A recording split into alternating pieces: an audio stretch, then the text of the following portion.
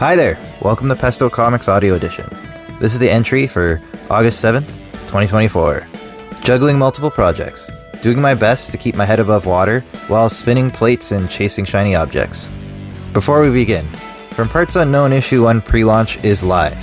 Go to bit.ly/FPU1-pre-launch. Give the campaign a follow to make sure you get access to all the early backer rewards and extras you won't find anywhere else. We really want to give this a big launch once we start, so your support is very much appreciated. And now let's get into it. Sponsored by Unfulfilled Potential. Some would say that I'm playing life on easy mode. I'm a dink. Double income, no kids. My time is my own, mostly, and so is my money. That means outside of the 9 to 5 and time with the wife, I don't have too much put upon me. What do I do with all this spare time?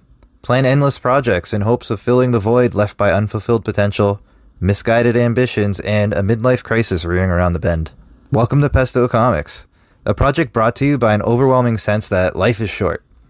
It's not as though this entire project was launched blind or without any roadmap. This has been planned in some form or another for 20 years. Not in this exact incarnation, of course. 18-year-old me entered film school with a plan of making comics, films, and video games to share with the world. I was going to be a one-stop shop creator. Multiple false starts and half-completed projects later, and I finally have the necessary experience to make Pesto Comics a real thing. Now we're rolling with a full-fledged comic production company that has comics and novels slated through 2025, plus more with co-productions and work-for-hire work on other people's projects. Too much too fast? On the contrary. The only thing limiting me from rolling full steam ahead with a project a month is bankroll, and the limitations of the Kickstarter platform. Everything I've made thus far goes to covering the cost of printing and some of the production. Profit is still a stretch goal. The rest has been out of pocket, and those pockets aren't terribly deep. It's taken some juggling and a big stomach for handling risk. I haven't put myself in a dangerous position as of yet, but it's certainly less than comfortable. Anything less than an upward trajectory would be devastating. Comics are hard and expensive. Don't let anyone tell you otherwise. Double that if you're simply a writer and don't draw your own comics. Though, learning to letter and doing it well has not only been a great joy, but an excellent way to save some of those costs. All that said, the way to make this work from everything I've learned is to ship. Editor's note, that's ship. S-H-I-P with a P. And I don't mean that in a Gen Z, let's get these two together kind of way, but the Seth Godin sense. Keep making comics. High quality, frequent. Same with the novels coming soon. Fighting shiny object syndrome. The most important thing in keeping all these projects rolling while maintaining quality is to give each the correct level of focus. If I'm working on Project A, that's my focus for some period of time. The rest take a back seat until I'm done at least a block of Project A. When I feel my focus waning over the days and weeks, I'll jump to Project B. I try to leave at least some juice in Project A before leaving it though. Nothing is worse than giving future you an unsolvable problem. It's a great way to make sure that you don't return, or at least dread doing so, and then procrastination becomes a routine if you do that to yourself. I rinse and repeat this process through projects A to Z, and I don't have that many going yet, but some days it sure feels like it. It's very difficult not to think of new projects when things get hard with whatever I'm working on. The new always looks more promising because it's the fun part. I haven't failed or struggled at all with this new idea. It's barely real to start. I don't stop myself from exploring the muse when it hits though.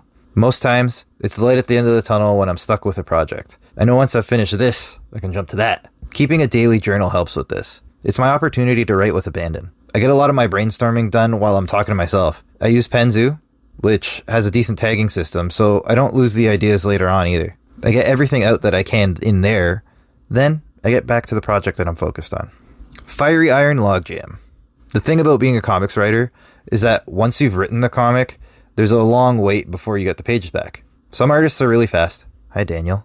He's the artist on From Parts Unknown, by the way. Go check out that pre-launch page. And others really take their time. I have no preference, really. I just know that when I send off a script, I'm already getting that feeling of idle hands looking for a new project to kick off. That's how I have so many irons in the fire. There's not much for me to do but wait, so I throw another one in. The problem comes when they're all ready to go at the same time. To mix my metaphors, it creates a logjam, like I have now. Crazy latte thing called love is in fulfillment.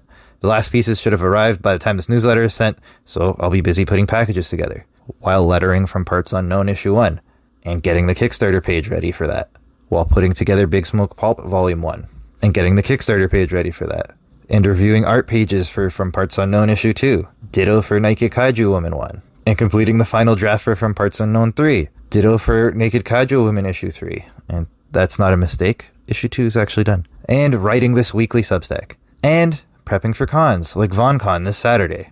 I could actually keep going. There's a bunch more writing projects I have in some form on the go. It seems like a lot when you consider that I also have a full-time job and I've bumped this newsletter to every Wednesday. But frankly, I love it. I'll get to this later, but I love the pulp era of writers. I know the era has been sentimentalized. Pulp writers are seen as dogged artists, bleeding for their work, when the truth is that they were writing constantly just to put food on the table. That's no way to dream of living, but I'm a romantic and I can't help myself. I'll talk about this more in depth in a future post when we're ready to launch Big Smoke Pulp, but the point is, I want to be prolific. I always have, but never had the courage to take the leap and really be that person. One rejection, one bad review, or even a sneer would absolutely crush me back into obscurity. I've been licking my wounds for way too long. I'm ready to take the lessons I've learned and put them into action. The first few projects helped me steady my footing, or laid the foundation to mix even more metaphor. And now that I've seen what a community of amazing readers or listeners and supporters like yourselves can do, I'm ready to start fulfilling that potential. Have you been sitting on the sidelines? Do you have a creative project that you've been sitting on?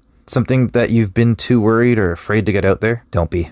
Just do it. I can't tell you how fulfilling it is to work on something and see it through to completion. It's difficult. It always will be. Yet, it gets easier the more you do it. Once you've cleared the path the first time, doing it again and again gets a lot easier each time out. You need to be ready to fall on your face a bit too. Were my projects as big as some of the biggest performers on Kickstarter, hitting 6-figure totals within hours of launching? Hell no.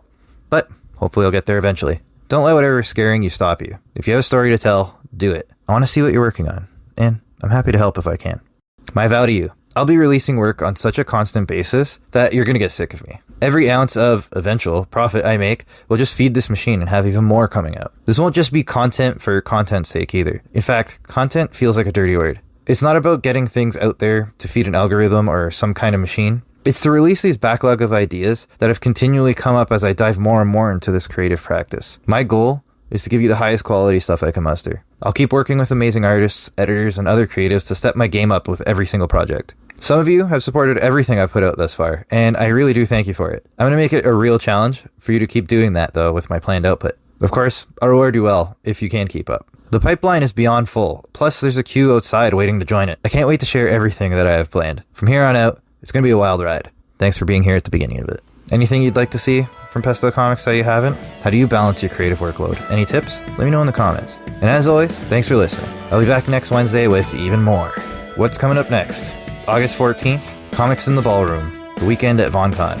And August 21st, Fun with Fulfillment, Crazy Latte Thing Called Love, the second part of the Crazy Latte Thing Called Love postmortem. And on August 28th, Hailing from Parts Unknown, the comic that's been lurking in the shadows longer than you know. And note, that's also launch day, so if you haven't checked out the pre-launch page, please do. bit.ly/FPU1-pre-launch. Please give it a follow.